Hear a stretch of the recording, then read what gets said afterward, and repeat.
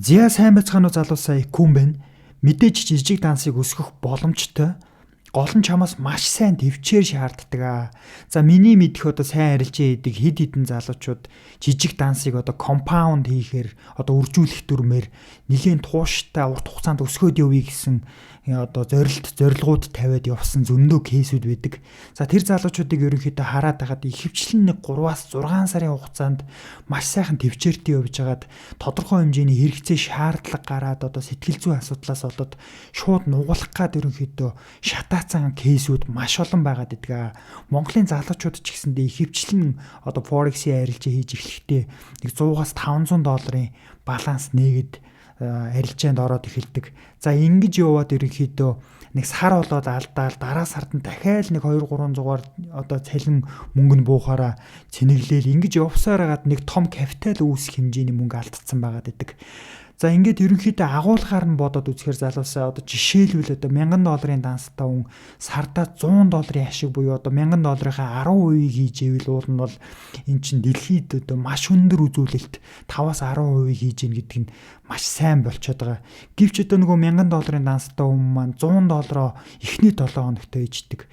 За тэгэнгүүт ерөнхийдөө эннээсээ $100 одоо 10% хийжлээгээд хандлаггүйгээр яг тэр явсан одоо өндөр лото оруулсан хэмжээгээрээ шууд гамбл хийгээд явцдаг. За ингээс сарын төгсгөлд нөгөө хүн маань уул нь 10% ашиг хийцэн байсан ч гэсэндээ нөгөө дансаа $1000 дансаа $500 руу ч юм уу оруулаад шатаацсан байгаад идэг.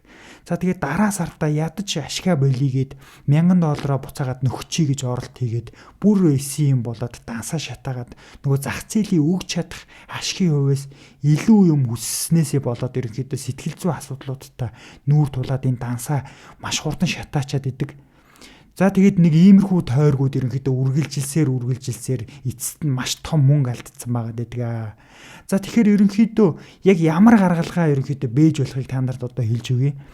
За үнэхээр одоо арилжааны стратеги систем чинь болоод одоо тодорхой хэмжээнд тест хийгдээд үнэхээр ашиг өгөөд болоод байгаа бол залуусаа ерөнхийдөө Forex-ийн зах зээлээс аммаар байгаа одоо ашигын хувиа эхлээд тодорхойл.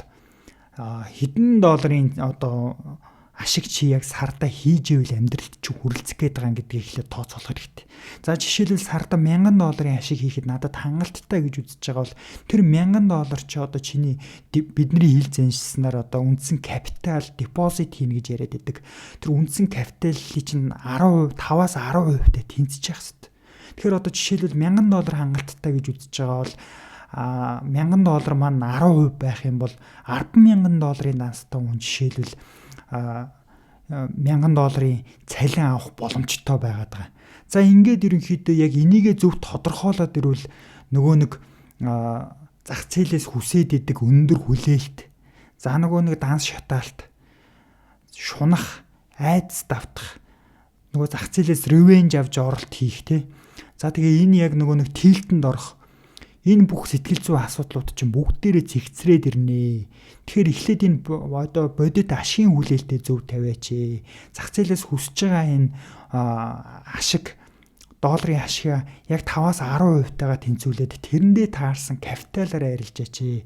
Тэгвэл одоо энэ яг энэ систем чинь зөв голдрол руугаа ерөнхийдөө ороод ирнэ гэдгийг ойлгоорой.